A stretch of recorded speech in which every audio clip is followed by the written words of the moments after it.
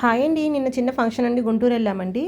Function complete చేసుకున్నాక తర్వాత షాపింగ్కి అయితే వచ్చాము. షాపింగ్కి ఎందుకంటే ఇవి మా హస్బెండ్వి వాకింగ్ షూస్ అయితే పాడైపోయాయండి. అందుకని ఒక 10 డేస్ నుంచి తను వాకింగ్ కూడా వెళ్ళట్లేదు.